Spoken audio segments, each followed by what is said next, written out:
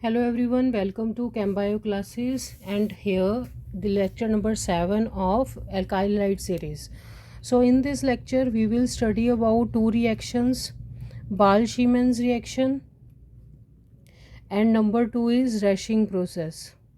And after ending this we can say that alkyl halides preparation is completed.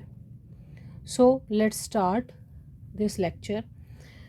तो सबसे पहले आपको क्या पता होना चाहिए, जैसे कि लास्ट लेक्चर में आपने डायज़ोटाइजेशन प्रोसेस किया था, आपने डायज़ोनियम सॉल्ट बनाया था। ये HNO2 होता है नाइट्रस एसिड। नाइट्रस एसिड जब 0 to 5 डिग्री सेल्सियस रिएक्ट करेगा डाईएज़ोटाइजेशन प्रोसेस होगी और आपको क्या मिलेगा, डायज़ोनियम सॉल्ट मिलेगा। ये हमारे पास होता है डायज़ोनियम सॉल्ट। और नाइट्रस एसिड जो होता है ये कैसे मिलता है, NaNO2 जो कि होता है सोडियम नाइट्राइट।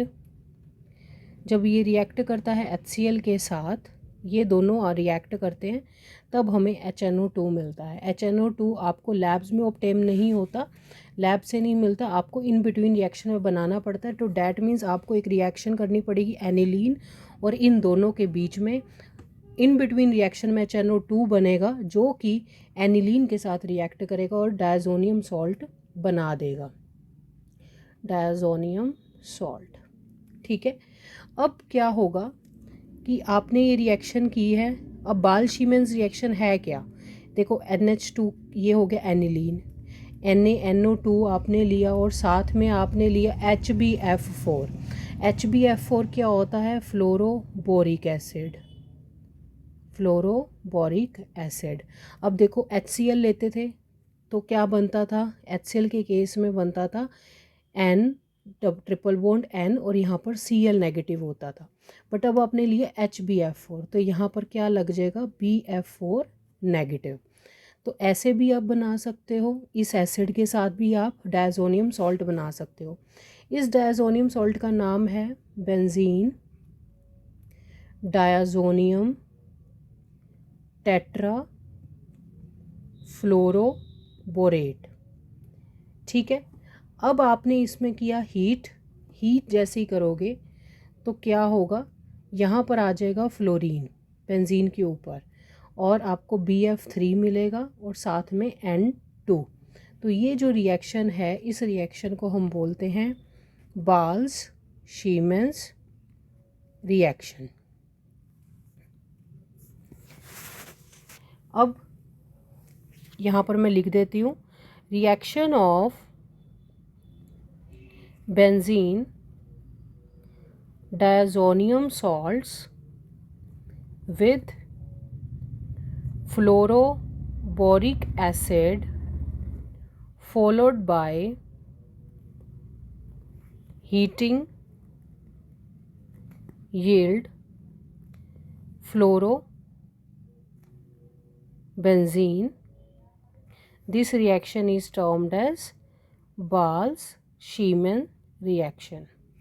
तो अब आपको समझ आ चुका होगा, अगर आपको क्लोरो और ब्रोमो, अगर आपको यहाँ पर क्लोरीन चाहिए, अगर आपको यहाँ पर ब्रोमीन चाहिए, तो इन दोनों रिएक्शंस के लिए आप क्या करोगे, सैंडमेयर रिएक्शन कर सकते हो या फिर गेटरमैन रिएक्शन कर सकते हो।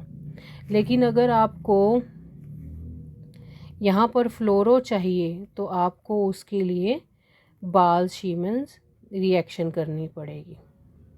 ठीक है, तीनों ही रिएक्शन जो होंगी फ्रॉम डायज़ोनियम सॉल्ट होती हैं, from diazonium salt. Now Raschig process, Raschig's process, ये प्रोसेस जो होता है बेसिकली इंडस्ट्रियल स्केल पे यूज़ होता है। इंडस्ट्रियल स्केल पे किसके लिए, प्रिपरेशन ऑफ क्लोरोबेंजीन, आपको क्लोरोबेंजीन के लिए चाहिए। और ये रिएक्शन जो है इसके अंदर करना क्या होगा, बेंजीन लेना होता है, 2 moles of benzene plus 2 moles of HCl plus half of O2 आप लोगे। CuCl2 की प्रेजेंस में ये रिएक्शन होगी और आपको यहाँ पर क्लोरोबेंजीन मिल जाएगा और HNO H2O मिल जाएगा। ठीक है, तो ये रिएक्शन है रैशिंग प्रोसेस, और यहाँ पर हमारा ये प्रिपरेशंस का सिस्टम ख़त्म हो रहा है। ठीक है, प्रिपरेशन ऑफ अराइल हलाइड्स हैं बेसिकली, ये अल्काइल नहीं है, अराइल हलाइड्स है, क्योंकि आप देखो अराइल ही यहाँ पर हो रहा है, तो मैं यहाँ पर चेंज कर देती हूँ अराइल हलाइड्स। तो ये 2 रिएक्शंस थी इस लेक्चर के अंदर। अगर कोई भी आपको डाउट है तो नीचे कमेंट बॉक्स में लिख सकते हैं। नेक्स्ट लेक्चर में हम फिज़िकल प्रॉपर्टीज़ के बारे में डिस्कस करेंगे। Thank you and have a nice day.